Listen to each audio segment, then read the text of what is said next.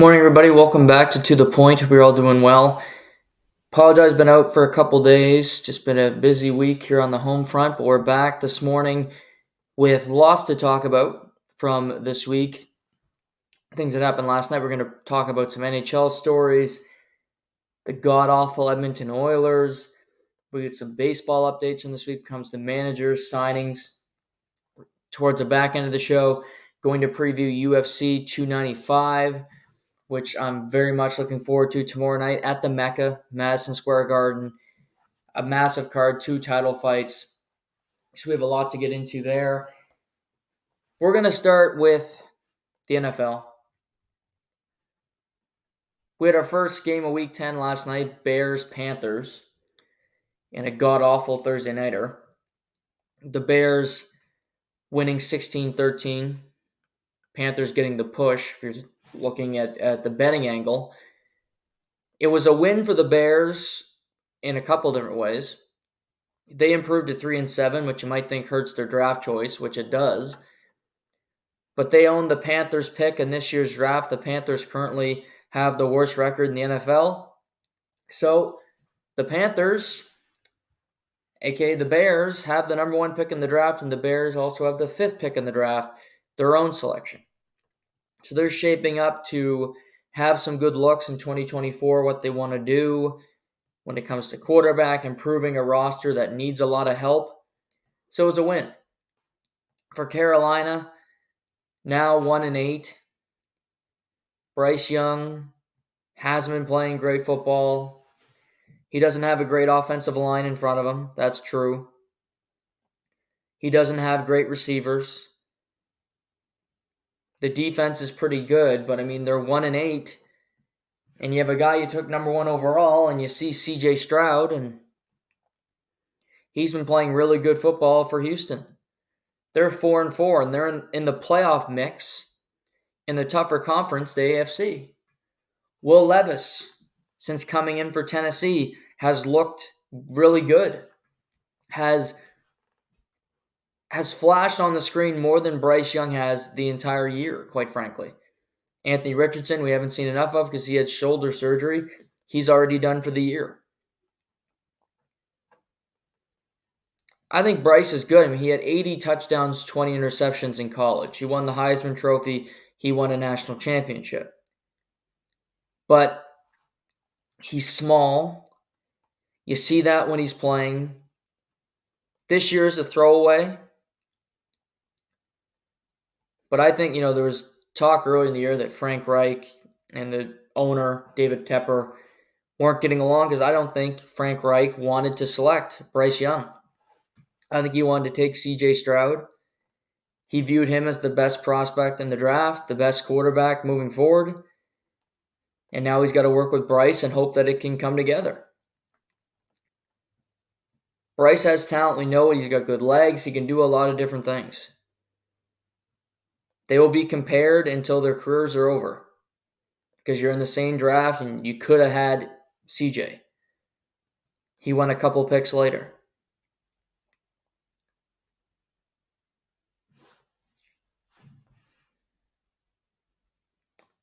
It's a tough break for Carolina because you're a bad team and you don't have your own first rounder, so you can't improve an already bad roster. They will have cap space, so they'll need to do it through those means. Make a decision if they want to re-sign Brian Burns because they didn't trade him at the deadline. They do have good players on the defense. I think they play hard. I've never been sold on Frank Reich as a head coach. He never exactly did a lot for me in Indianapolis with his quarterback after quarterback, year over year, missing the playoffs, being close but never exactly getting there. Working with Phillip Rivers, working with Carson Wentz, who's now a member of the Los Angeles Rams, the new backup quarterback to Matthew Stafford. But when you're that bad and you're not going to have your own first-round pick in this year's draft, that's a miscalculation. They wanted to move up because they thought Bryce was going to be the guy, and he still might be. But giving up next first rounder, I don't think they expected to have one win through 10 games, obviously. They thought they were a better team. In particular, playing in the NFC South, which is full of mediocrity. Tampa, Atlanta, New Orleans. None of those teams have been world beaters. Those teams have not flashed. They haven't been threatening at all to anybody. No Super Bowl threat in that division. And yet you have that record.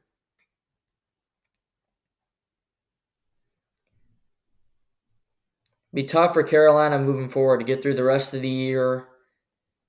For the Bears, Tyson Bagent's made the last couple starts. It sounds like Justin Fields might be ready for next week to return. They're at 3-7. They're not a good football team either. They're going to miss the playoffs again. They're likely going to have 2 picks inside the top 8. And they'll be looking to rebuild.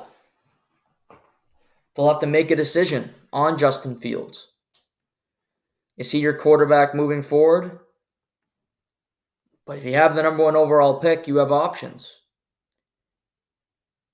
They could do what they did last year and trade the pick, like Carolina did, to go get Bryce Young. They could make a selection at quarterback, or they could keep the 2 picks high in the draft and make 2 selections. I thought Justin Fields was going to be the answer, and I didn't think it was smart to trade away the pick. Sorry, to keep the pick and select a quarterback. In particular, Bryce Young, I just thought Justin Fields is a better option. I think Justin Fields is a better quarterback than Bryce Young, and he always will be at the NFL level. Justin Fields is reckless. You see, when he hurts his thumb, he likes to run. He puts himself in bad situations. I don't know if he'll ever be a great pocket passer like C.J. Stroud is. It's what C.J. Stroud did at the 2 Ohio State quarterbacks, but C.J. Stroud would stay in the pocket. He rarely used his legs, which is what was criticized of him going into the draft. But his pocket awareness, his ability to make the reads go to his 3rd, 4th, 5th option is his superpower and what makes him the top-notch prospect and the top 10 QBR quarterback in the NFL as a rookie. 14 touchdowns, 1 interception.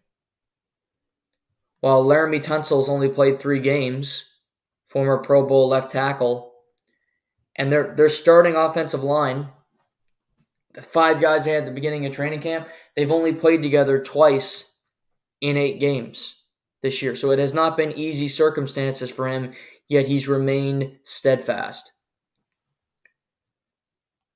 But if the Bears look and you see Caleb Williams or Drake May,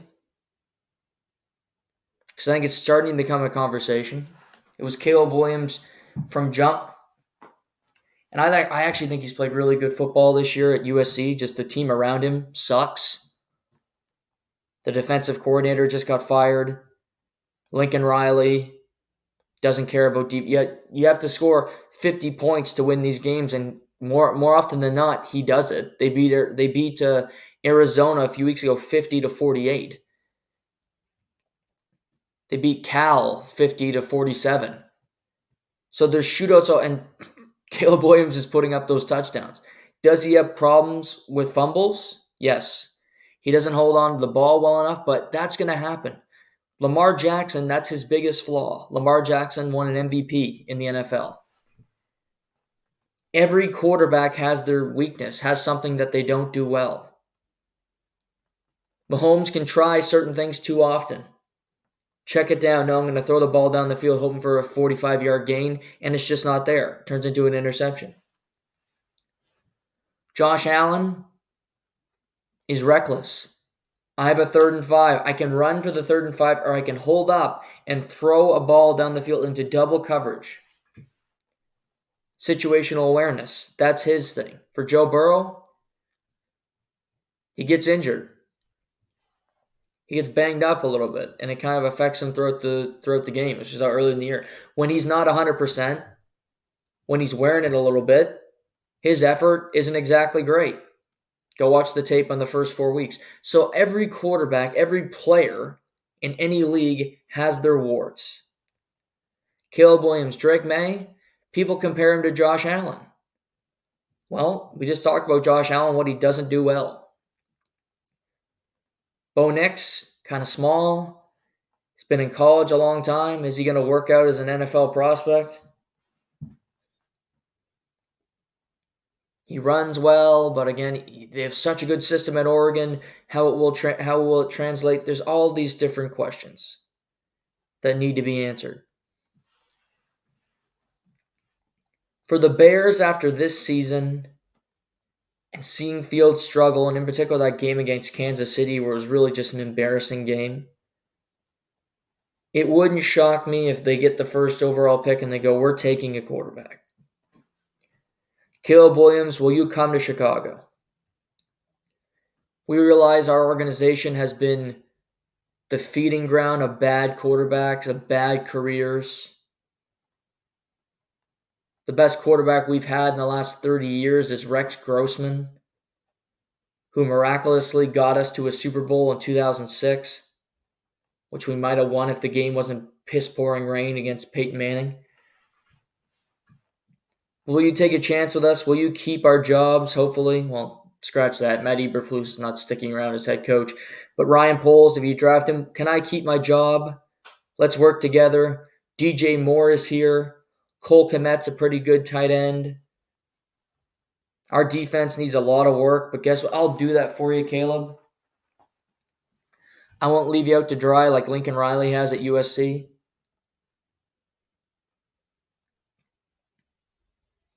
Decisions have to be made. There's still games. Maybe Carolina will win some down the stretch. But other than Arizona, and we'll talk about Arizona because they made a move this week, Carolina's the worst team in the NFL. They don't have the talent. They don't have the quarterback. They have nothing that excites you about that team. And they lose another close one last night on Thursday Night Football. This weekend, we have our final international game of the season. Bunch of games in London. Then we had a break. We had the game in Frankfurt last weekend between the Dolphins and the Chiefs. We have another game in Frankfurt Sunday morning. Not exactly as high caliber as the Dolphins and Chiefs. Indianapolis Colts, the 4-5 Colts, will play the Patriots, the 2-7 Patriots. They've been a flat-out disaster.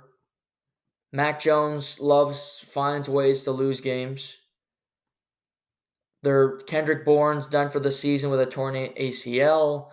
Their offensive line isn't dynamic. Obviously, Anthony Richardson is out for the Colts. Gardner Minshew in at quarterback.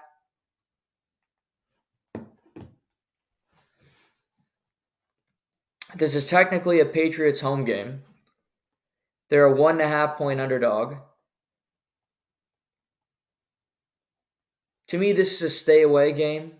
These Thursday nights overseas, you never know what's going to happen. The Colts are a better team than the Patriots, even without Anthony Richardson. Gardner Minshew is a better quarterback than Mac Jones, if you ask me. Gardner Minshew competes. He knows what he's doing. Colts have a two-headed monster at running back with Zach Moss and Jonathan Taylor. They've scored more points this season than I ever thought they would. And technically, the Colts should be 5-4 because they got hosed in that game against the Cleveland Browns. They continue to battle.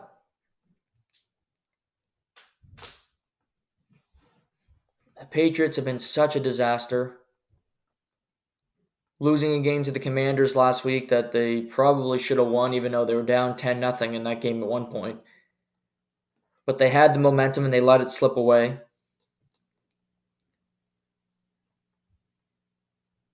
I'm going to watch it because it's 10:30 in the morning on a Sunday, and why not? I wouldn't bet on this game. Because the smart money is to bet on the Colts, -1.5. But I have a sneaking suspicion that the Patriots are going to win this game.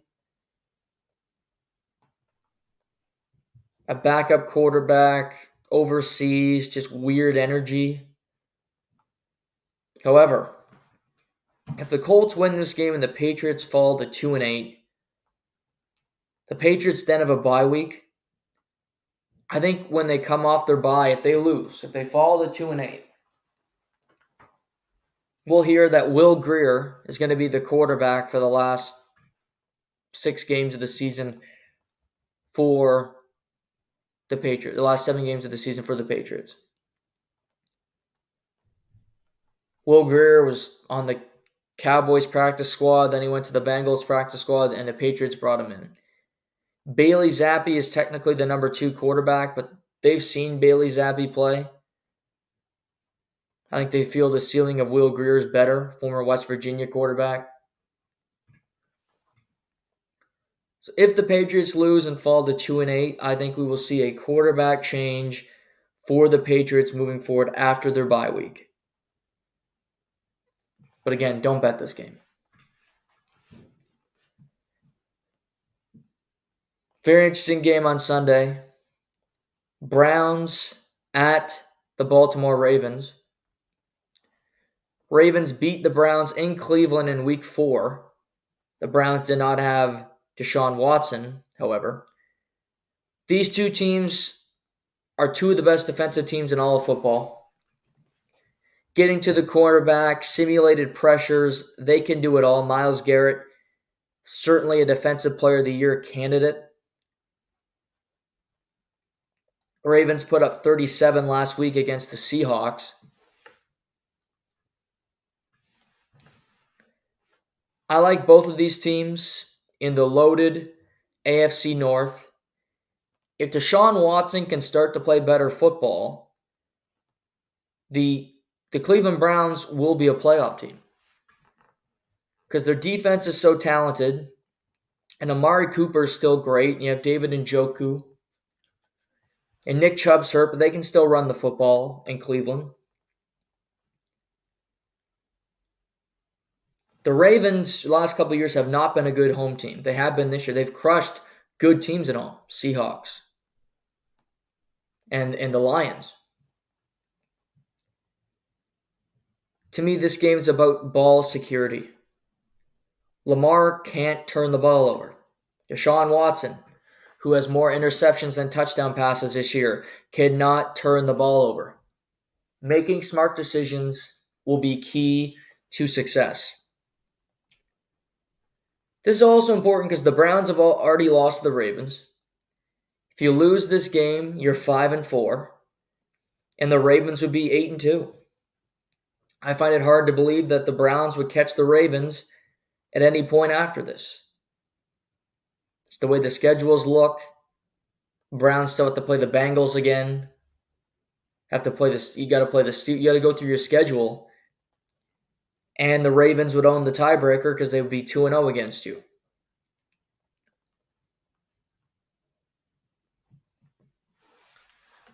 The Ravens don't have any stud other than Roquan Smith on their defense. No superstar type player. But they play as a unit and they know how to perform. Jedrick Wills, the left tackle for Cleveland, he's out for at least 4 weeks as he's on the IR. That's a big loss.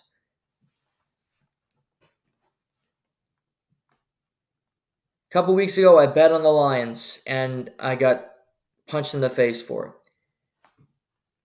Cleveland will be better than they were in Week 4 because they have better circumstances around them.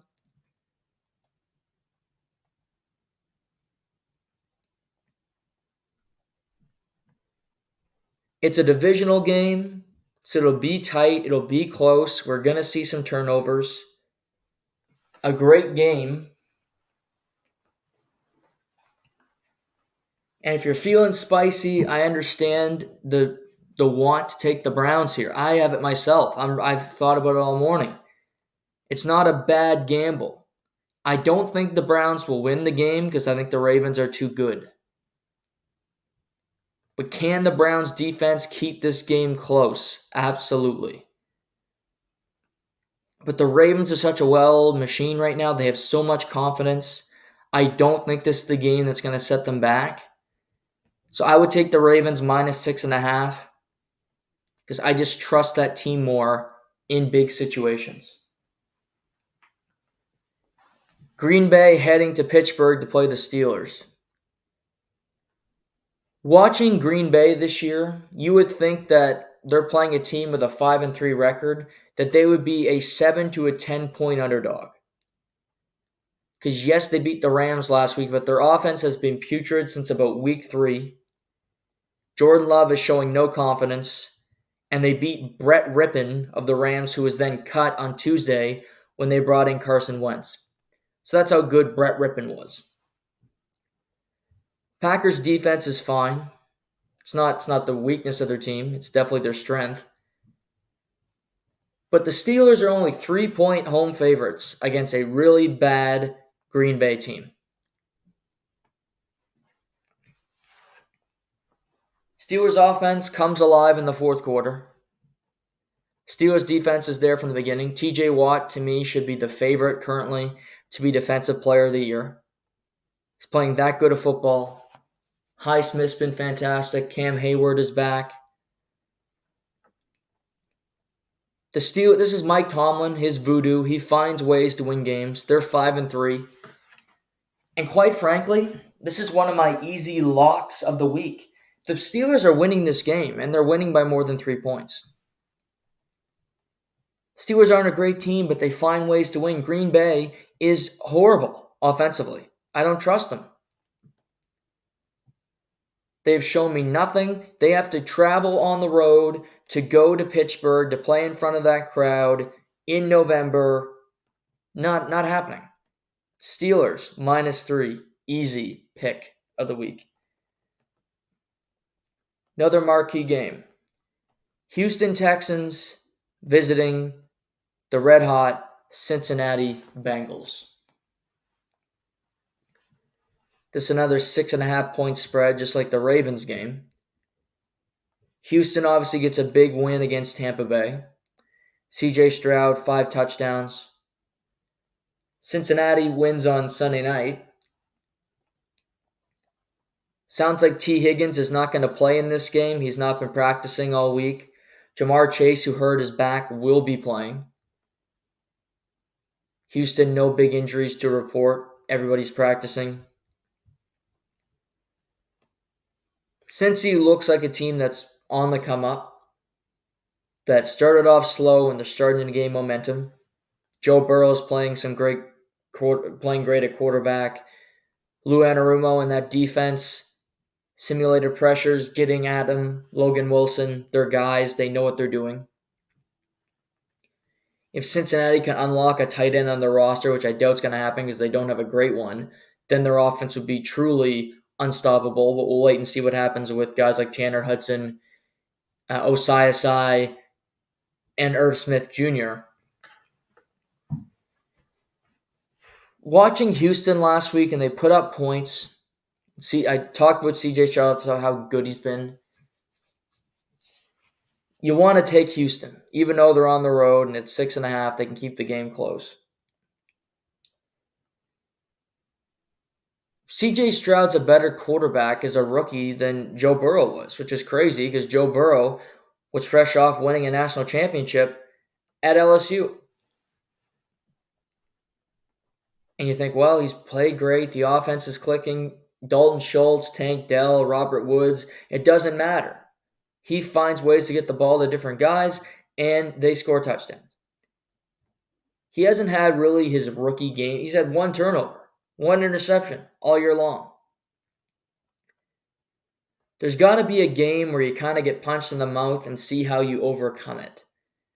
Bryce Young has had them. He had 2 pick sixes last week against the Indianapolis Colts in that loss. I think Cincinnati's getting better by the week. They're growing in confidence. They feel better about themselves. Their defense is great. Their offense is coming along. Even if T. Higgins does not play, Jamar Chase is an unstoppable force. Tyler Boyd will still be on the field. I'm going to take Cincinnati -6.5. because I think money will be coming in on Houston because of the way their offense has been clicking. But it's a mirage because I think Cincinnati just continues to get better. New Orleans Saints at the Minnesota Vikings. Vikings, obviously, no Kirk D. Cousins. Josh Dobbs came in miraculously last week and got the win. Didn't know players' names, didn't know the signals, had to get his coaches to help him, and it was one of the best stories in recent memory. He's played on 5 teams in the last 15 months.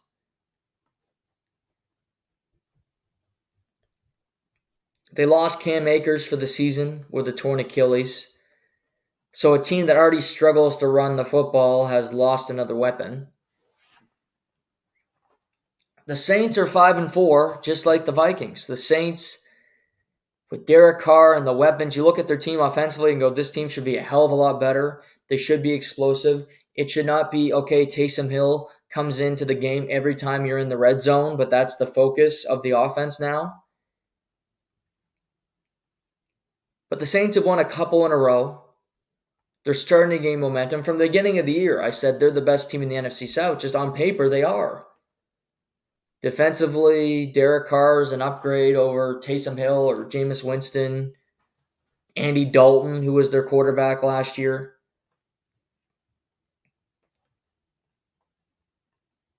This is a tough one because I think these two teams are very similar. No Justin Jefferson for the Vikings.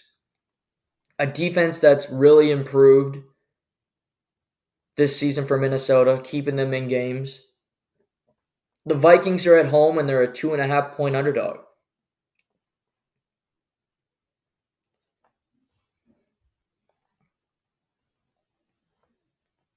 With Olave and Thomas, you look at the Saints and say you should be better. The last couple weeks, they covered the spread against the Colts. I didn't think they would, but they did by a touchdown. They covered the spread last week in their... Try to remember every game they play now. I'll go back to that just a second here.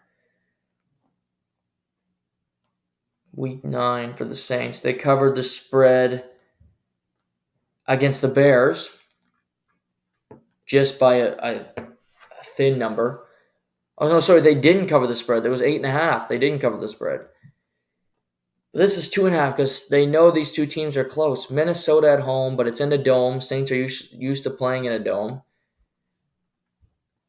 Good defenses. Josh Dobbs had his moment last week where he came in and he made it happen. He'll have an opportunity to practice all week, learn people's names, all that jazz. Addison's been great. TJ Hawkinson is fantastic.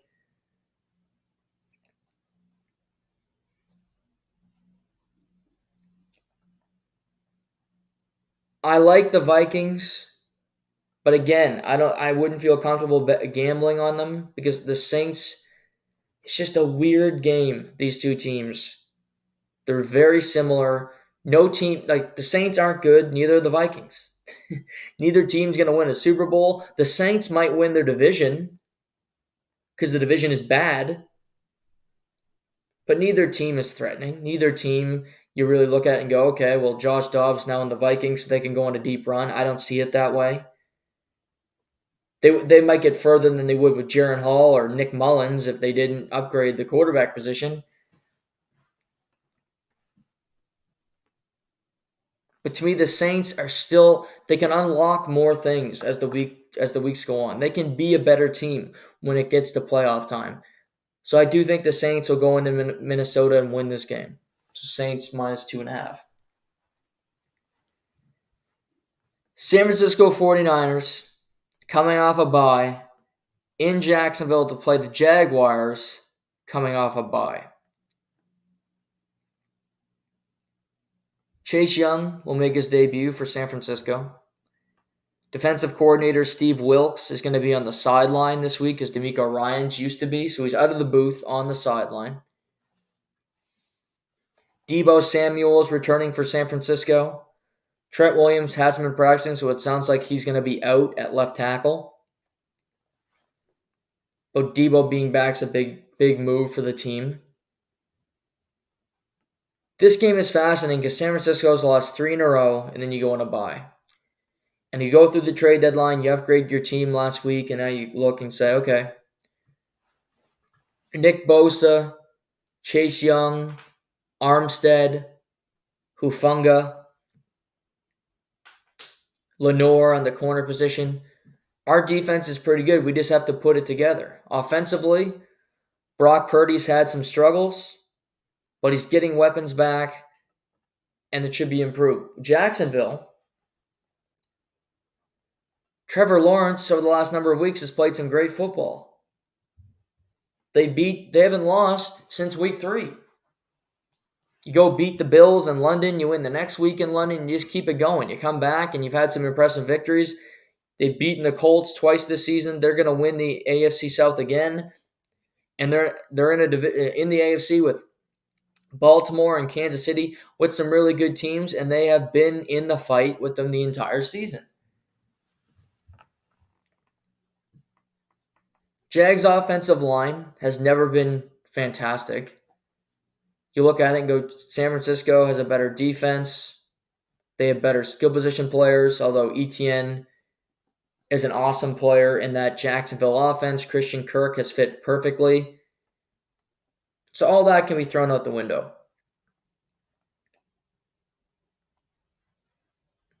Can San Francisco lose 4 games in a row with this talented of a team? That's the question. Jacksonville at home is not exactly an environment that's going to scare you. It's not going to be a loud stadium, but it's still a big game, and I think they realize that, okay, we have a pretty damn good team again. We were in the division round with the Chiefs last year. Maybe we can make another run.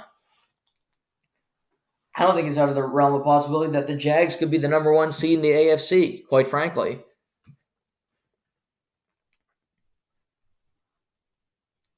I like the Jags in this game, +3. This is going to be a close affair. Jags are at home, and you're getting plus money. Trevor Lawrence can make things. This is a game for him where he can just go out there and stake his claim and say, I'm one of the best quarterbacks in the sport. I continue to get better. This team has a lot going for it. We trust ourselves. Press Taylor, Doug Peterson. We're going to get the ball out of our hands quick into the hands of the playmakers, and I'm just going to let them cook. Here Kirk. Here Etienne. Here Jamal Agnew. Evan Ingram.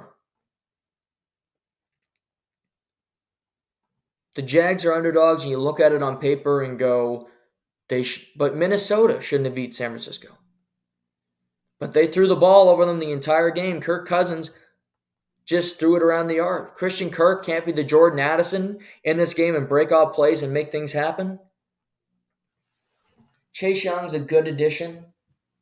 Absolutely. But I think the Jags are going to cover the spread. Not only do I think they're going to cover the spread, I think they're going to win the game outright. Improve to 7-2 and get the statement win of the weekend. Jags +3. Tennessee at Tampa Bay. The Ryan Tannehill era in Tennessee is officially over. Mike Vrabel came out this week and said Ryan's healthy, but he's going to be our backup moving forward. So that means Will Levis will be quarterbacking the Titans for the remainder of the season. He's looked really good. Played 2 games in 4 days because they had that quick Thursday night turnaround against the Steelers, if you recall. He's been comfortable. He's made big throws. They're 3-5, but they played better than the 3-5 team for most of the year, quite frankly. Tampa was in that shootout with Houston last week. They should have won the game, but their defense let them down. Baker Mayfield went on that late rally. But a Tampa team that I thought was going to be led by their defense, still had a lot of veterans on it, good players from their Super Bowl winning team, like Shaq Barrett and Jamel Dean and Levante David, haven't exactly been great the last number of weeks. 2 3-5 teams that with a loss, you really get eliminated from playoff contention, in my mind. It's hard to overcome it. You need to be 4-5 and keep it together. For Tampa, I think they look at it and go, we need to win this week because if we're 4-5, we're still in the mix of our division. Saints are 5-4. The Falcons are 4-5. And the Panthers stink. But with a win, we're in contention. Hopefully the Vikings can do us a favor and the Saints take a loss, and we can move forward from there. Baker Mayfield's played pretty damn good at the quarterback position all year long, quite frankly. He hasn't been the problem. It might have been a debate at the start of training camp. Who should be the quarterback? Who's the better player? This, that, and the third. To me, he's been great. He didn't have a turnover last week. 21 for 30, 265, 2 touchdowns. 12 touchdowns, 4 interceptions on the season. 3 fumbles, but hasn't lost any, completing 65% of his passes, 92.7 rate as a quarterback. You're going to take that. He's not one of the best quarterbacks in the league, but he isn't a problem either. He's going to compete. When he's not injured, he's a solid guy. This game's a toss-up. Tampa's a favorite by 1.5, 1.5. They can score points. I believe Tennessee can as well. I'm going to take Tennessee plus 1.5. I like Will Levis. Mike Vrabel doesn't believe in tanking, so he's not going to be a guy to go, okay, let's get a better draft pick. No. DeAndre Hopkins, they kept Derrick Henry for a reason. I think Will Levis will have a big day through the air. CJ Stroud just threw for 470 on that Tampa defense. I think Will Levis can do some damage. DeAndre Hopkins had 3 touchdowns 2 weeks ago. Traylon Burks should be in the lineup. Okonkwo at tight end. I think it's going to be another game that nobody watches, but it's going to be a lot of fun. I expect high scoring. But I think Tennessee escapes Tampa with a win. They improved to 4-5. Tennessee plus 1.5. Detroit Lions at the Los Angeles Chargers. Detroit's coming off a bye. David Montgomery is returning for the Lions this week, so they'll have Jahmyr Gibbs and David Montgomery back on the field together. Detroit's been one of the most dominant teams in the league other than that Baltimore game. Chargers are now 4-4. They're back in the mix in the AFC. The Chargers are so frustrating. I don't think Justin Herbert's played well at all this year. Hasn't really popped off the screen. They're off. Keenan Allen's been wonderful. But this Chargers offense should be better. This Chargers team should be better. Their defense has started to pop a little bit. Joey Bosa had 3 sacks and 4 tackles for a loss on Monday Night Football. And Morgan Fox had a hell of a night as well. So the defense is starting to come together. Brandon Staley, I hate him as a head coach. We've talked about that tons. He's never going to be my fan favorite here. But this is an interesting game. I bet against the Chargers on Monday night with the stupid Jets, and the Chargers crushed them. Ugh, the Jets. They're a 3-point dog at home. This is a game for me. How good are the Lions? How good are you, Detroit? Because you can beat your Green Bays. You had a great win against Kansas City to open the year, but that's opening night. It's a little weird, different circumstance. You get credit for the win, but is it impressive as beating them in Week 14? For me, no. Just one guy's opinion, but only opinion that I really care on this show. So for me, it doesn't hold as much weight. You play at Baltimore, and you get smoked. You get blown off the field. You don't even look like you're in the same realm as the Ravens. Go win in Green Bay on the road. Okay, well, Green Bay can't score points, and Jordan Love stinks. And Matt LaFleur could be unemployed by the end of the year, so okay, great. But can you get a statement win? You might say, well, Chargers aren't a statement win, but you got to beat these teams. To be looked at as a great team, you have to be able to win on the road, and you have to be able to do it against good teams. They've won in Tampa. They've won in Green Bay. They won in Kansas City. So 3 of their 6 wins have been on the road, but against teams that I don't consider very good. Bucks, not a winning record. Green Bay doesn't have a winning record. Kansas City obviously does. You lose 38-6 to the Ravens. Your last game against the Raiders, you won 26-14, but they didn't look great in that game either. The NFC is ripe for the picking. Eagles are 8-1, but they have their flaws.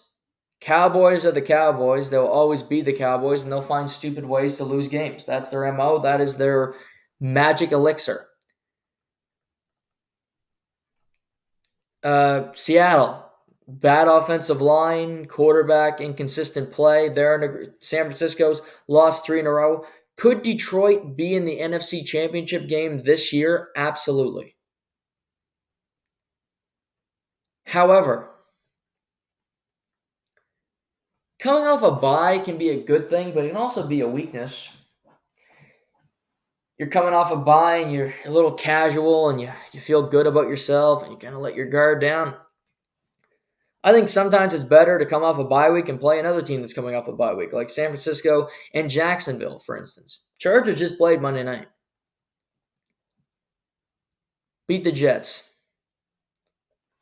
in MetLife.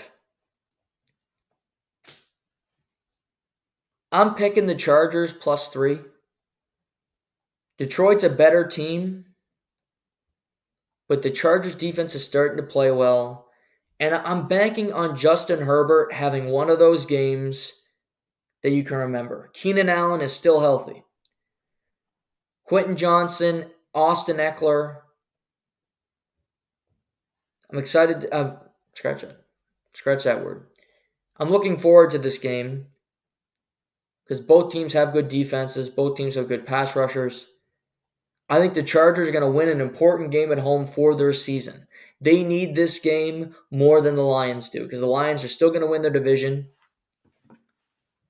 Because the Lions, after this game, host the Bears, host the Packers, go to New Orleans, go to Chicago, host the Broncos, go to the Vikings, Cowboys, Vikings.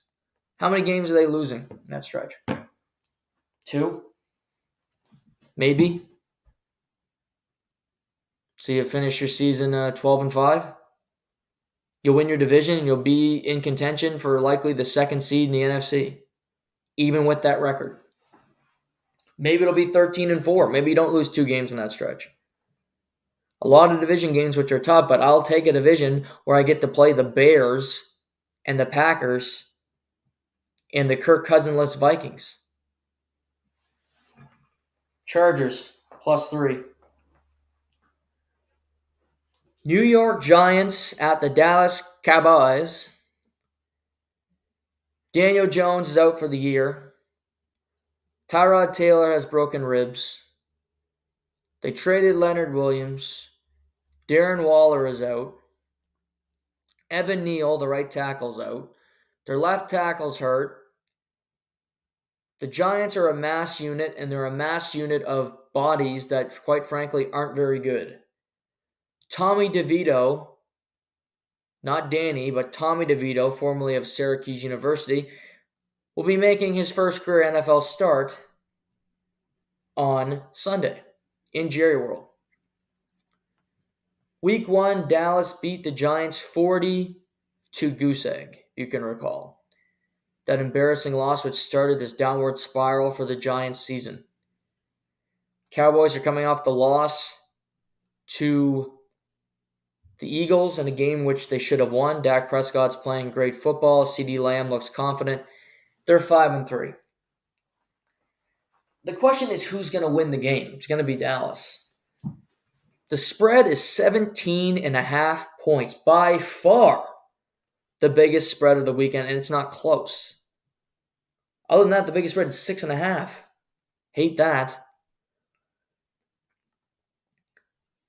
I love big spreads. I love them in college football. I love betting on underdogs because when you bet on underdogs, that's how you make money in gambling. Betting on underdogs, that's how you bring home the bacon. You bet on favorites, you bring home dimes, you bring home little crackers, you bring home those crackers you get at church to your kids. It's sustenance, but you don't want them. Your kids don't want them. You don't want to go to church. You still have to eat them. But you want to make money. You want to do stuff. You bet on underdogs. But I don't even have the courage to do it here. The Giants suck.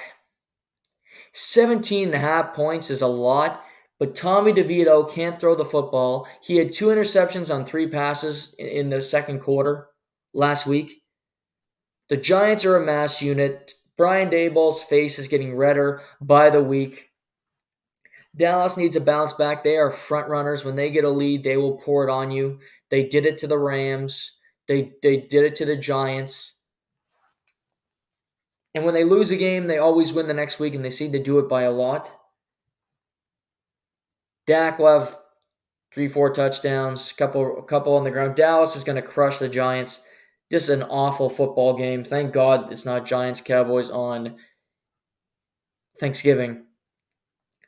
Dallas minus 17.5, but don't bet it because you're betting on a 17.5 point favorite. Loser. Washington football team at the Seahawks. Commanders winning against New England on the road last week. Seattle losing in not a close game to the Ravens. Washington had traded away Chase Young. They traded Montez Sweat to Chicago, and I thought they'd go in to beat the Patriots, and they were an underdog in that game. They still had a decent pass rush. I like Sam Howell. He's a gunslinger. He makes a couple throws a game, and you go, what the hell are you doing? You should have checked it down. But I actually think he's a pretty good pro. Washington might not want to hang on to him, but somebody else will because there's a lot of bad quarterback play in the NFL. I mean, goddamn it, Tommy DeVito is starting a game this weekend.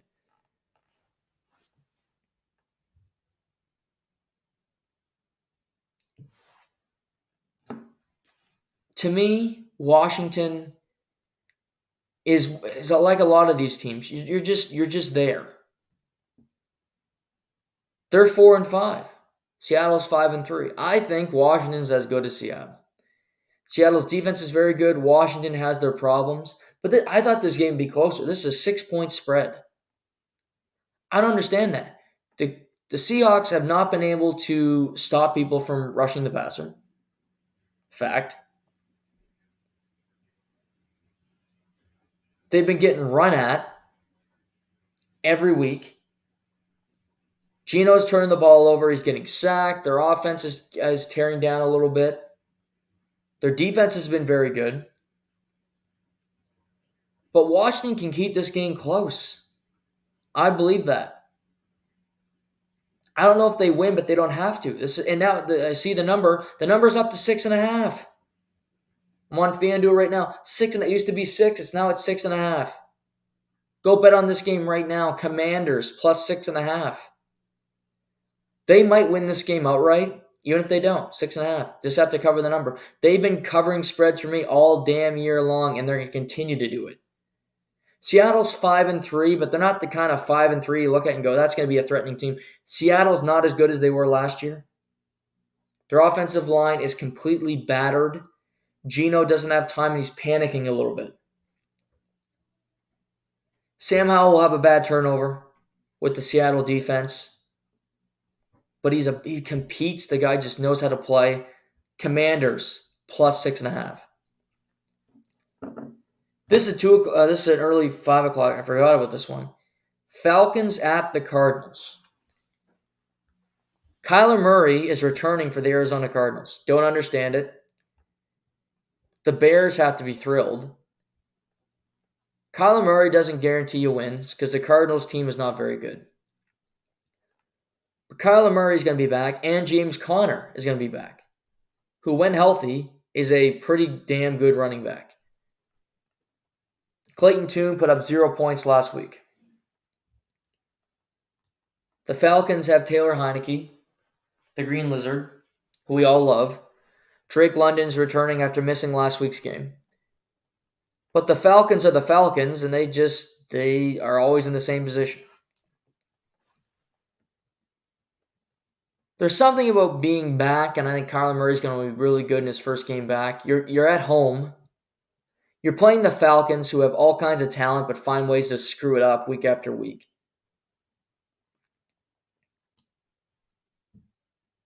Cardinals beat the Cowboys, if you recall. So they're a bad team, but they're not that bad of a team because they beat a team who has a 5-3 record. It might go disastrous the rest of the year, but I think Kyler Murray will have a strong return. He'll make things happen. Hollywood Brown down the field, the old Oklahoma connection. Give me Arizona plus 1.5. The last game of the day on Sunday Night Football, why this was not flexed is beyond me. New York Jets at the Las Vegas Raiders. Woof.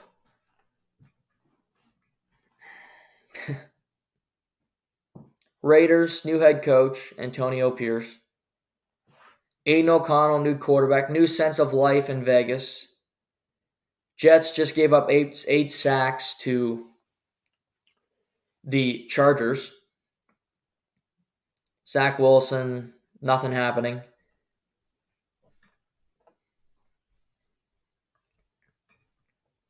Jets are a 1-point favorite on the road. I think both teams have pretty good defenses. Both teams have quarterbacks that you don't trust. Both teams have elite wide receivers, Garrett Wilson and Devontae Adams. I look at the Raiders and that Jets offensive line that struggled last week. Well, Max Crosby's pretty damn good. He's one of the best defensive players in the entire league. So he could be a problem, putting him in different matchups. The Raiders can run the ball like they did last week. The Jets could not against the Chargers. This is a trap game for both teams. I think they're both very similar. Aiden O'Connell, Zach Wilson, there's not much difference between the two guys. You could argue Aiden O'Connell's better. To get this Sunday night interesting, you kind of have to gamble on it. The Raiders are at home. They got that new feel with the coach. It's an easy bet to bet on a team that fires a coach and then brings on a new one right away. So I bet on the Raiders last week, and that was an easy one. In particular because you're playing the Giants. But I think there's it's smart to bet on this team again. That Jets offensive line's an issue. Max Crosby coming around the edge. I like Vegas +1 on Sunday night. But there are a number of interesting games. Just the Sunday Night Football game is not one of them. College football this weekend, we only have a couple weeks left. And that's sad. We have some big games. Alabama continues their ride of getting back to the top of the standings. They're currently 8th in the college football rankings. They are at Kentucky this week, and Kentucky had a great start to the season, but they've been puttering out. Kentucky's a 10.5 point underdog. I don't see them covering that. Alabama can run the football too well. They're starting to gain momentum. Alabama -10.5. Michigan at Penn State. The talk right now is Michigan. They stole signs. They're stealing information. They should be suspended. They should this, that, and the third. If it's a rule and they did it, they should be suspended. I don't think it's that big of a deal because it happens in sports all the time. but they're being held accountable for it. They get Penn State. Penn State, who played Ohio State in a dreadful game. James Franklin seems to always have a team that gets 2 losses in the Big Ten, but he loses to Ohio State and he loses to Michigan. Michigan's better than Ohio State. J.J. McCarthy is a Heisman candidate. They played really good football. This is Michigan's first tough test of the year, and it's going to be November 11th when you get it, which is staggering that they've had that easy of a schedule. But hey, it's worked for them. I thought this number was going to be a lot higher. It's only 4.5 points. Michigan has a better defensive line. Michigan has a better, I think they might not have a better quarterback, but they have a better system to create big plays. They don't let Drew Aller cook in Penn State. It's all conservative. It's all boring, mundane. Michigan, it's a road game. It's tough. Happy Valley, all that. But Michigan's just a better football team. They're better coached. They might know the systems. They might know the signals. I don't know. But Michigan minus 4.5. I thought this was going to be a way bigger number. Easy for me. Michigan minus 4.5. Georgia Tech at Clemson. Clemson won last week against Notre Dame. A big win for the program. And Dabo Swinney yells out, "You should buy stock in us now because we're only going up." Okay. Well, I'm going to do the reverse of that. Georgia Tech beat the University of Miami. They've had some upsets this year. They've been in close games. The ACC is all the same. There's no great team, the ACC. Florida State's undefeated, but they have their flaws. Florida State gets a loss. They're not going to the playoff. Clemson should win at home. They're a very good home team. However, Georgia Tech's getting 14.5 points. Clemson's no juggernaut. I like Georgia Tech to cover the number. Georgia Tech plus 14.5. Let's see. Texas Tech visiting Kansas. Kansas has been impressive all year. Lance Leipold's got a really good program there. They believe in themselves. They're reestablishing themselves as a brand in college football. Kansas, 3.5-point home favorite. They will win that game. Virginia Tech at Boston College. The Hokies. This surprised me. Virginia Tech's been decent. Boston College is in every game. Boston College was an underdog last Friday against Syracuse. They went and won the game, and they were an underdog at home. This Saturday, they're at home. They're an underdog against Virginia Tech, who aren't a very good team either. Give me Boston College, plus 1.5. They're finding ways to win these bad ACC games. Arizona visiting Colorado. Coach Prime now at 4-5. Arizona 6-3. Having a really quiet, great season, the last season for the Pac-12, but they are a tough group. Colorado's offensive line just isn't good. They can't run the football. 10.5 is a lot for a team that you don't see a whole lot of in Arizona. But I don't think Colorado will cover the number. Arizona minus 10.5. University of Miami at Florida State. Rivalry game. Tyler Van Dyke has been a disaster for the University of Miami. He's turning the ball over, not doing things right, but I think Florida State has their flaws. I think Jordan Travis is phenomenal. He makes every play you want. They got Keon Coleman and Johnny Wilson, who are two great players. And Miami did announce that Tyler Van Dyke will start. It was kind of up in the air what they were going to do with the quarterback position. But they're going with the guy that they've had all year long. 13. It's a 2-touchdown spread. Miami's had their moments this year where they've looked like a really good team, but they're now 6-3 and they're on the downward spiral. Florida State's at home. I think Florida State will win the game, but I think Miami will cover the spread. They're going to battle. They're going to play hard for Mario Cristobal. Miami plus 13.5. Oklahoma State at UCF. Oklahoma State, huge win against Oklahoma last week in the last Bedlam. You get Central Florida, who just find ways to be in games. They nearly beat Oklahoma. They covered that spread. They're at home against Oak State. Oak State, huge victory. Can you come down from that moment? I think Oak State will still win this game. Oak State minus 2.5. Rutgers at Iowa. Why is this interesting? The over-under in this game is 28.5, which is the lowest number in the history of college football. Rutgers doesn't score. Iowa doesn't score. Iowa only has one loss on the season. So they have 2 losses on the season. They should only have 1 loss in the Big Ten because of some fair catch against Minnesota, which was bullshit. Rutgers is 6-3. Greg Schiano's got a good program down there. They don't have a great quarterback. Don't have a whole lot of talent. Not a whole lot of money because it's Rutgers. But they built a good team. They battled for a half against Ohio State. First of all, it's 28.5. It sounds absurd. Take the under.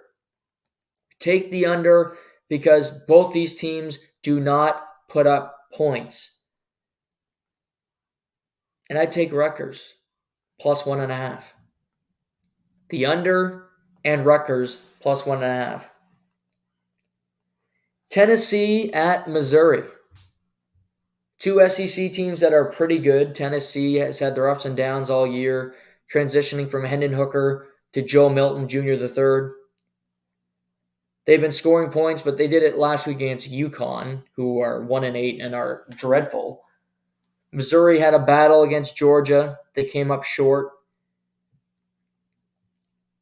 A good game, a tough game. I like Missouri plus 1.5 at home to win this game. The Utes, Utah, visiting Washington. Washington beats USC in a scary game for them that they can overcome. Penix looked great. Utah is a great home team, and they get a huge win last week to kind of bounce back after that dreadful loss to Oregon. They'll compete, but they don't have the talent this year because they don't have their quarterback in Cam Rising. They're missing pieces. Washington, 9.5 points, but I think they cover that at home. If it was on the road, I'd be betting Utah, but they're not.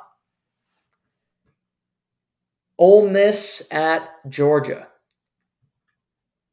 Ole Miss is still in a position to control their own destiny, getting to an SEC championship game, potentially getting into the college football playoff. They got a good quarterback. They got Junkins who can run the football, and they play a Georgia team who has not lost since 2021 in Athens. Georgia's a favorite by 10.5. Ole Miss can score. That's something they can do. What Georgia does is they close. I think Ole Miss is going to score some points in this game and keep it close because there's still no Brock Bowers for Georgia.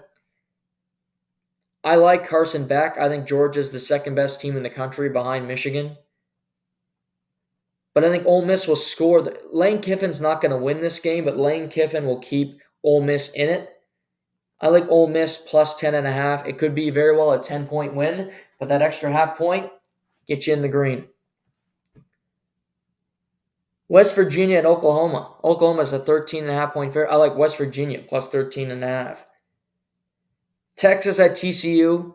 Texas obviously the pick, but the bigger news, Quinn Ewers is back, so he's going to be healthy down the stretch as they ride through the rest of these Big 12 games.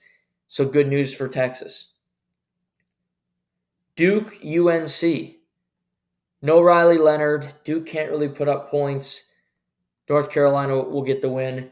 And the final game of the day. USC at Oregon. Alex Grinch is gone. New defensive coaches for USC. So I said I think Oregon's one of the 3 best teams in the country. Bo Nix is a Heisman frontrunner. And I like Oregon a lot. But it's 14.5. And USC can score points. Caleb Williams can do it all. He might be the first overall pick in the draft. Oregon will win because they're the better team. Offense, defense, special teams. Everywhere they're better.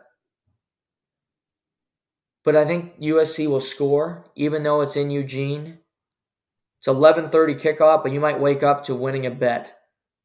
USC plus 14 and a half. That's the football update. We see a lot of good football this weekend. So that should be phenomenal. Let's go to hockey for a minute.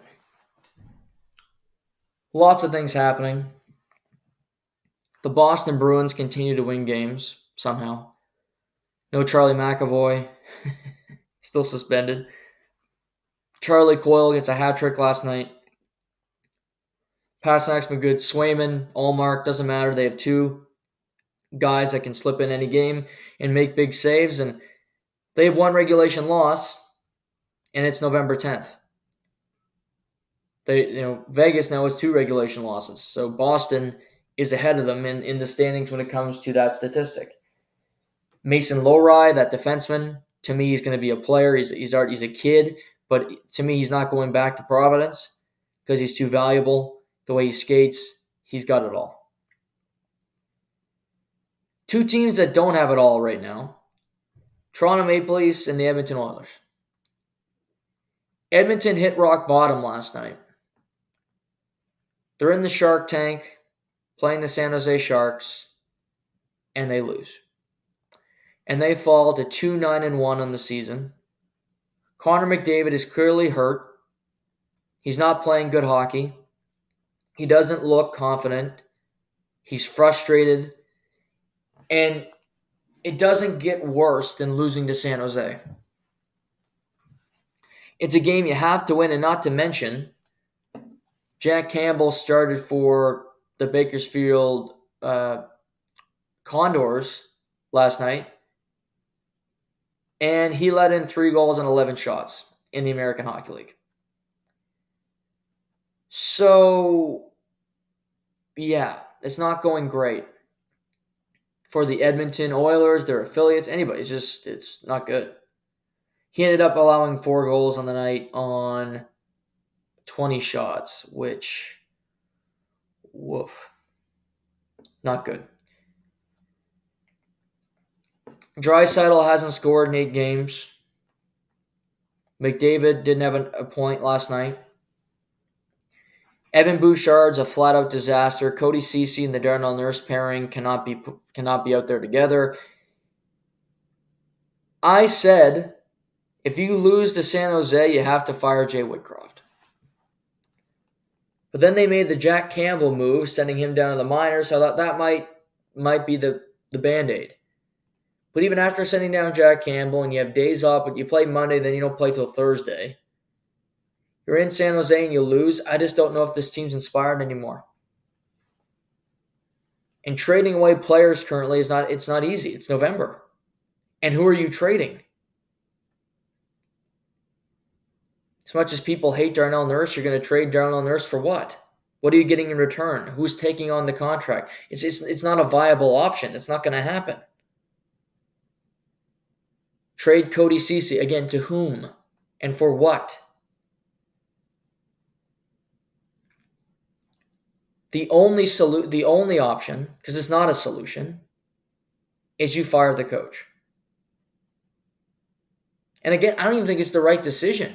But you're 2-9-1, and you're not going to make a trade because it's just not going to happen. So you have to do something to change the momentum, to change the feeling, because the Oilers' season could be over really soon. It's November, but you have to talk about the standings, which is staggering. But it needs to be said because guess what?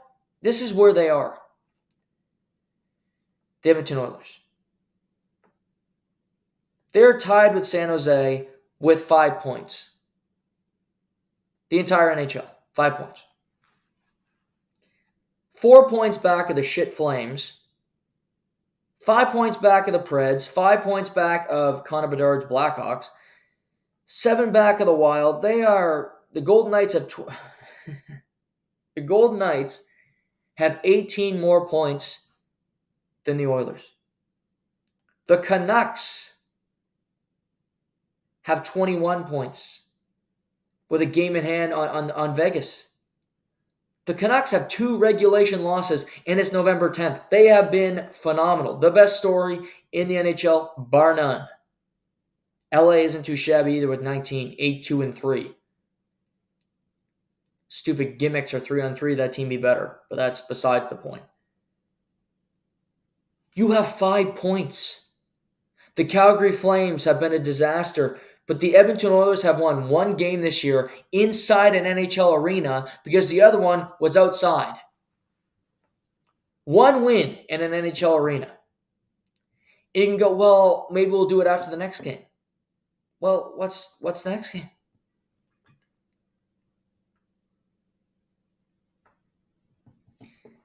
The Edmonton Oilers play, let's see, is it tomorrow? Tomorrow in Seattle. Okay. You can look at it and go, we got Seattle on our schedule. We're excited. They're excited to play you. Seattle went into Colorado last night and won a game. Seattle hasn't had a good start. But the Edmonton Oilers cannot look at anybody and go, oh, we got this team in our schedule. Because you can look at it and go, oh, we got Seattle. Then we got the Islanders. That's great. Okay. Then we have the Kraken again. Stupid scheduling. Twice in 1 week.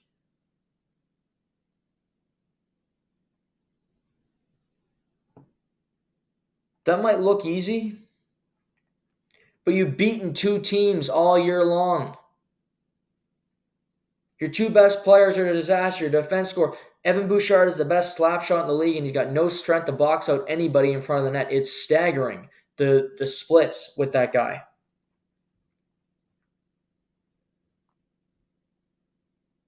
So if no trade's going to be available, you have to fire the coach. Can this team play with structure? Can this team get a damn save?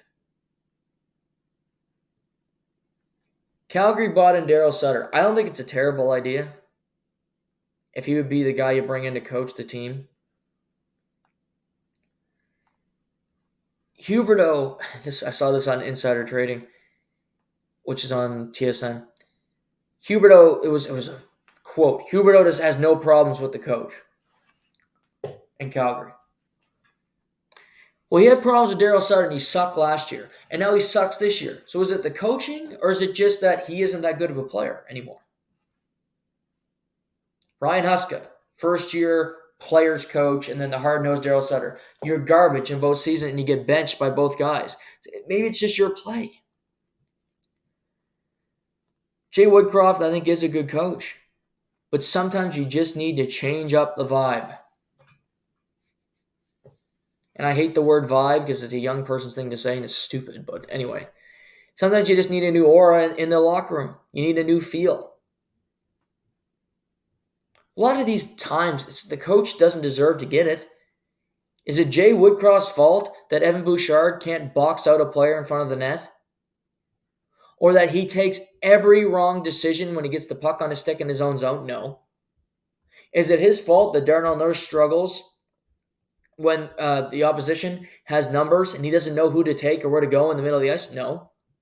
Is it his fault that Leon Draisaitl can't score a goal, or Zach Hyman hasn't had a great start, or Connor Brown can't stay healthy? No.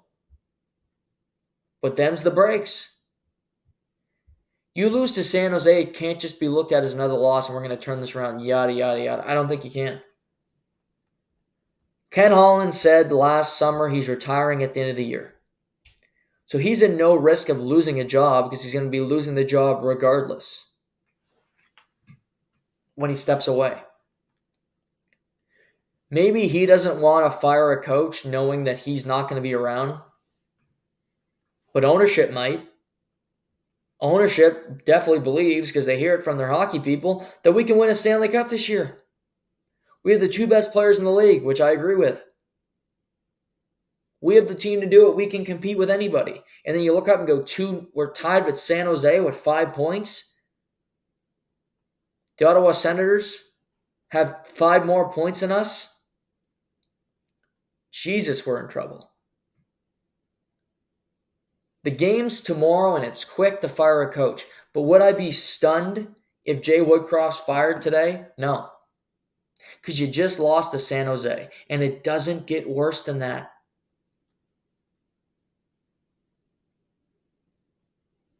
It really doesn't get worse than losing to the San Jose Sharks. A team where Logan Couture, you could argue the team's best player, is not playing because he's injured. You're losing to that team without their best player. Woof. Pivoting to the Maple Leafs. That game Wednesday night, what a performance that was. First, I'll start with the positive. I think Max Domi continued to play him at center. He's been great the last 2 games. Toronto's new favorite pet there, whether he's a mouse or a rat or whatever. The media loves him. Nick Robertson, he's small and people love him. He's the new pet. He's fine with him. Again, not an NHL player if you ask me, but they play well together. Whatever. Keep playing Max Domi at center. I think you're going to get better results because I think he's been very good the last 2 games. Bill Nylander, point streak to start. He was the best player on Wednesday night on the Toronto Maple Leafs again, which he has on most nights, even though Matthews has scored a pile of goals. Nylander's been phenomenal. He's going to get a check, continue to play well, whether it's from the Maple Leafs or not. And hey, Bill, because we're pals, because we look the same and I care for you, man. There's more to life than playing in Toronto, just saying. You do what you want to do. It's your life, boo. But just saying, there's more to life than playing in Toronto in front of all those rich people, and the real fans are at home sucking down Bud Lights. So that's positive.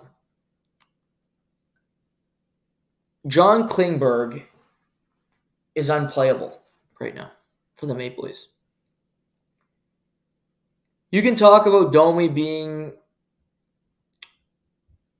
disappointing over the first month and change of the season. Tyler Bertuzzi being lackluster. All true. The worst signing of the free agents, and it's not close, has been John Klingberg. His game on Wednesday night, I don't know if it could have been worse. 3 separate times, he had a breakout pass, just connect it. Connect the pass, break it out of the zone. He iced it. 3 times. Other times in the game, he's got the puck, he's holding on to it too long, he's doing his little figure 8 C cuts that he likes to do with his long-ass legs, and he throws the puck to the other team. And Mark Giordano, God bless his soul, older than Methuselah, is out there trying to cover up for him, and he can't because he's not as good as he used to be. So you have 40-year-old Gio getting killed. Klingberg, Giordano were just a complete disaster. But the thing is, it's not an overreaction to one game because Klingberg's been awful from jump. He's no threat in the power play. You're giving him $4.1 million to bring you nothing. Because as I said before, if he doesn't bring you anything offensively, he isn't worth a fuck. He can't defend. He makes stupid decisions. His skating is overrated, not underrated. I don't think he's that good of a skater. He just makes it look fancy with his little stick motion and can't win a puck battle, can't complete a pass. He was by bar none the worst player on the ice. And you're paying him $4.1 million. About a swing, that was a miss. Yesterday at practice, he was the 7th defenseman, and it sounds like they're going to go 11-7 tonight in Toronto when they play the Calgary Flames.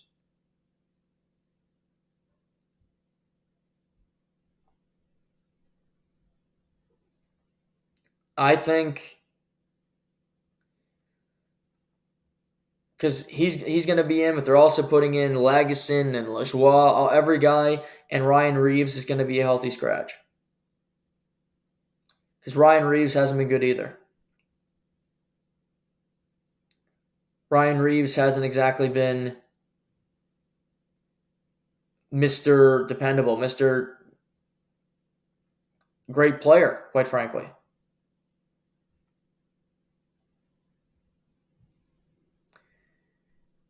But it's something else.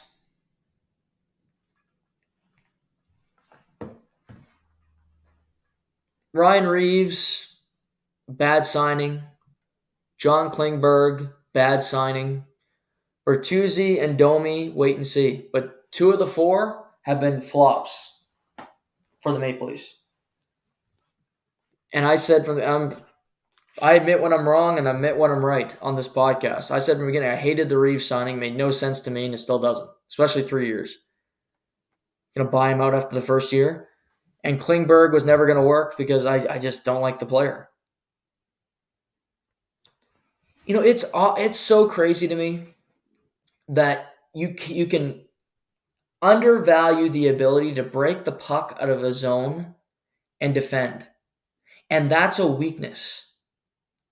And it is. That's how it's looked on now. Oh, you can't get 60 points a season. You can't do this. You know why Quinn Hughes is so great this year in Vancouver? Is because of his ability to break the puck out of his own zone effectively. It's not the points. It's not dip and dangle through the neutral zone. It's none of that bullshit that he did before. He can still do it, but when you can get the puck out of your zone effectively, push the puck off the ice, and create defense into offense, that is when you become a fucking killer. If you're a guy that we think that you can provide offense, but you can't get us into a position where you can create or at least have an effect on our team producing offense, you are a poser. You are a fraud. You are nothing because you're selling us a bill of goods and we're going to the cashier and she says, these are counterfeit hundreds. These aren't real bills. You can't buy the groceries because you're leaking. Your bills are fucking, you got oil on me right now. It happens across the league. Jacob Slavin is so fantastic, but he will never be regarded for how good he really is. Oh, he doesn't get all these points, doesn't get goals. Keandre Miller is playing for the Rangers right now, if you're not familiar with him. It's pretty good. And I gotta admit, I picked the Rangers to miss the playoffs. I'm likely going to be wrong on that. It's a bad take from me. But the Rangers are red hot. They won another one last night. Panarin's been fantastic, much to my chagrin. And kudos to Peter Laviolette putting Alexei Lafreniere on the same line as Artemi Panarin, because those two have been killing it. It's really been the lifeline for Alexei's career. I mean, they won a game last night with Louis Domingue, former Moncton Wildcats, starting the game. Good for him. Going up against Marc-Andre Fleury, so two French-Canadian goaltenders between the pipes. But Keandre Miller is becoming a star because he can move the puck up and down the ice. He's a great skater. Adam Fox is out, but they're still winning games, and the team doesn't look hampered because Keandre Miller is that good of a player. But you get Flames Toronto tonight. Huberdeau benched the entire third period on Tuesday, and Flames come back to win. They score 3 in the third. He looked completely lost on the bench. Hall of Fame game, Flames, Maple Leafs. It's interesting. That should be fun tonight. The Oilers tomorrow night as well. Also, I saw Connor Bedard 4-point night last night in Tampa Bay. First rookie to have a 4-point night since like the 1940s, I believe I read, which is crazy. He's he's coming together. They won't be talked about much because Chicago sucks. And the oxygen of the hockey world really gets sucked up when Canadian teams stink. Like the Senators have to be thrilled that the Leafs blue lines as a disaster and the Oilers are even a bigger disaster because the Senators have 10 points. The Senators are not good. Not good at all. They lost a game last night they should have won, but they couldn't get a save, and they're 2 games under 500. At this point of the season, Anton Forsberg had a .688 save percentage last night. 5 goals against on 16 shots. That's not acceptable. Can't happen. That's garbage. Elias Pettersson was great last night like he usually is. Brock Besser's got 11 goals. It's good for second in the NHL, only behind Austin Matthews. That's pretty good. Elias Pettersson leads the NHL in points. Pretty good. Quinn Hughes is fourth. Quinn Hughes has 21 points in 12 games. That's incredible. We have a Besser, Kyle Connor, who had a hat trick last night for the Jets, who we'll talk about more next week, the Jets, how good they've been, quietly. I didn't expect them to be this good.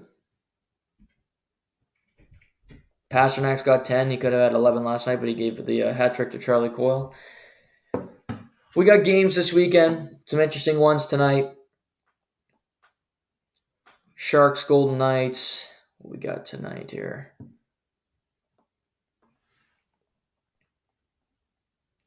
Hurricanes, Panthers, Capitals, Devils, Wild, Sabres, Flyers, Ducks. We got NBA in-season tournament every Tuesday and Friday. Nets, Celtics, Clippers, Mavs, interesting. Lakers, Suns. How about those Pacers last night?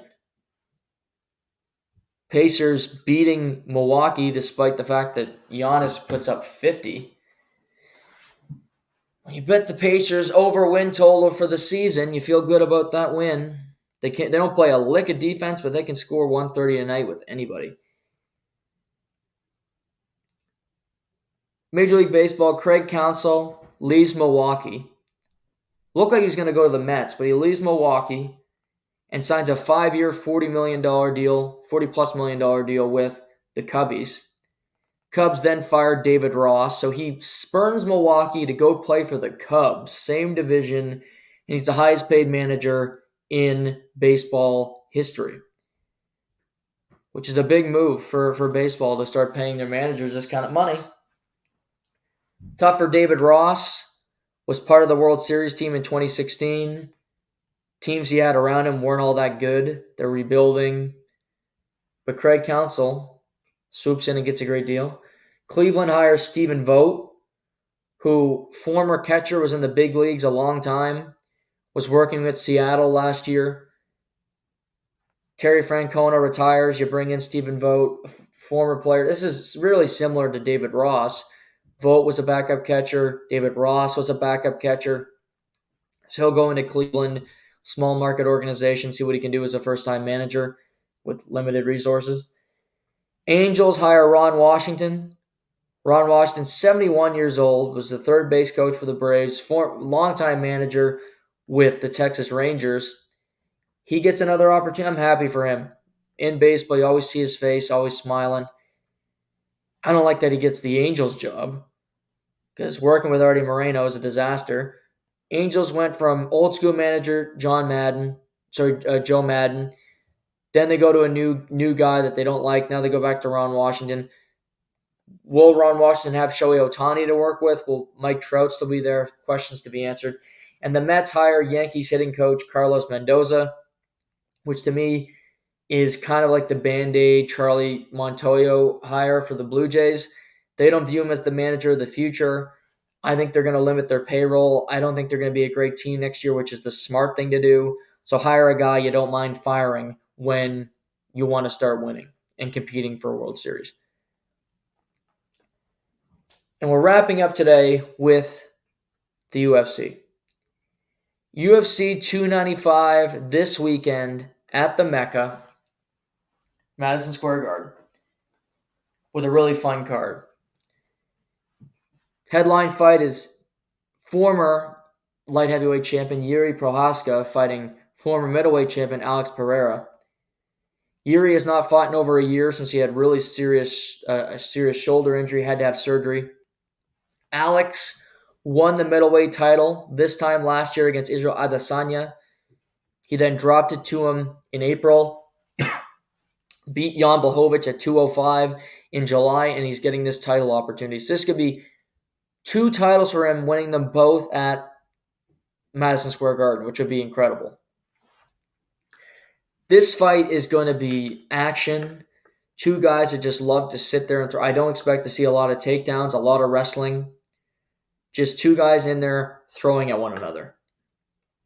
Alex is the slight favorite going into this, which surprises me because Prohaska is the former champion. Alex has never fought at 205 pounds in the UFC. He was fighting at 185. He could be a heavyweight. He's that big of a guy. He's a massive human being. Alex is the favorite. I think Prohaska is going to win the fight. I like Alex. Really good. A champion. Has had one of the best runs in recent memory in the UFC, being a champion so quickly, knocking out Sean Strickland, knocking out Adesanya, beating Jan Blachowicz, a former champion at 205 pounds himself. I just think Yuri's coming back. He's got that mentality. He's a great fighter. He can beat you in a multitude of different ways. I like Yuri Prohaska to get back the title that he never lost because he had to relinquish it to Jamal Hill. Co-main event, Sergey Pavlovich against Tom Aspinall for the interim heavyweight championship. John Jones was supposed to be on this event, but he tore his pec. So they had to scramble. Pavlovich was the backup fighter when he was supposed to be John Jones, Stipe Miocic. Miocic only wants to fight John Jones. So Pavlovich steps in. He's going to be fighting the Brit Tom Aspinall, who is phenomenal. Pavlovich has finished his last 6 fights, all via knockout in the first round. Aspinall had a knockout, a TKO win in the first round back in July in his return fight from a torn ACL. Again, these two guys are dangerous. These two guys are the future of the division. I don't think this can be the last time we see these two guys fight because I think you can build up fights with these two guys, Gelton Almeida. There's a lot, Cyril Gahn. There's a lot of ways you can go. Tom Aspinall is a slight favorite over Pavlovich.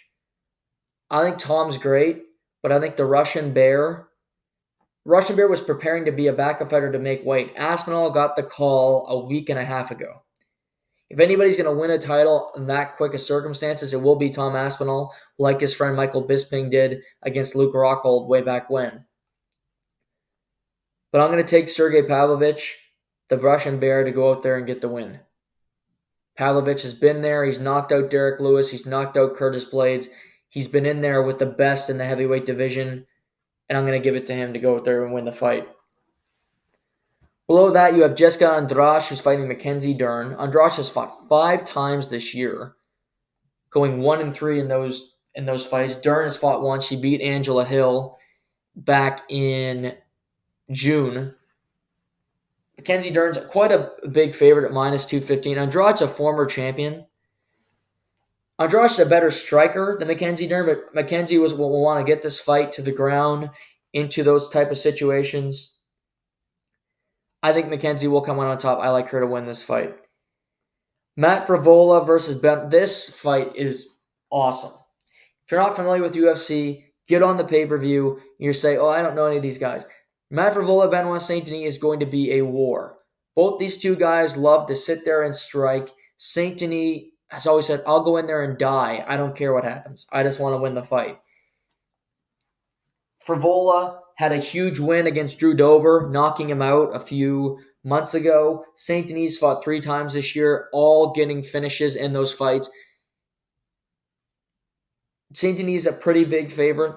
I think he has more ways. He can get you to the ground, get you with ground and pound, or submit you. Frevola is just a striker to me, and he's a dangerous one. And if he connects with your chin, you're going to go down. So it's not a horrible bet to bet on Matt Frevola in this fight because I think he's got the skills. He has all the things you'd want to pull off an upset. But Saint Denis to me is just a surging contender in the lightweight division. He is so calculated. He's so strong. There's really no holes in his game. I like Saint Denis to get another win to cap off 2023. Here's another underdog I like. Diego Lopez fighting Pat Sabatini.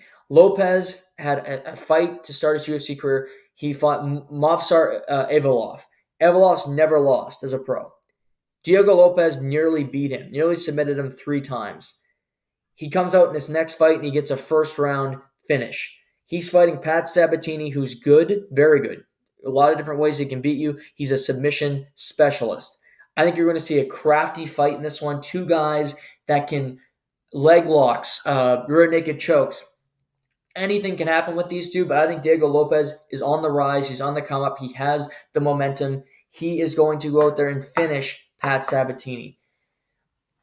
Other fights, I like Tabitha Ricci, a Godinez for a female fight is awesome. I don't know which one. I don't trust that one yet. Mavsar Ibeki against Roosevelt Roberts, who was on the Ultimate Fighter. He gets called in on short notice to get this opportunity. Good for Roosevelt.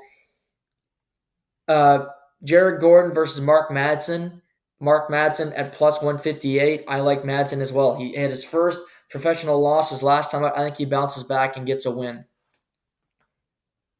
Also, UFC news, UFC 297 in Toronto. Sean Strickland will defend his middleweight title against Dricus du Plessis. So that's the headliner in Toronto. The co-main event is for the vacant bantamweight title between Raquel Pennington and Moina Bruna Silva. Also on that card, you're going to get Chris Curtis and Marc-Andre Barrio, 185, Mike Malott and Neil Magny at 170. So a number of Canadians are on the card. It's back in Toronto. Tickets are crazy expensive because I looked into it, but great to see the UFC back in Canada. UFC 298 in Australia. Alex Volkanovski, Ilya Topuria. Love that fight. Volk getting a fight back at home, and I think Topuria is his biggest threat at featherweight since Max Holloway. And you have UFC 299 in March, Sean O'Malley and Marlon Chito Vera. So that's the UFC rundown. It's going to be an interesting weekend. I got buddies coming up watching the fights. I'm looking forward to being around them. Also, to finish up the show, thank you to our troops, to the members of our military. Tomorrow's Remembrance Day. Thank you for all you do. Thank you for having the courage that I do not have to go out there and fight and protect this country. And lest we forget those who have perished in years past that went and fought for this country and didn't make it home. So Remembrance Day is always an important thing to remember and celebrate. And just what I like to do at 11 a.m., I stand in silence for 2 minutes because I think it's the least that you can do to show respect to the people that make our life the way it is possible. So thank you and happy Remembrance Day to our military members. Have a great weekend, everybody. Enjoy it. Enjoy the UFC. Good luck to the Oilers. Talk to you on Monday. Just to the point.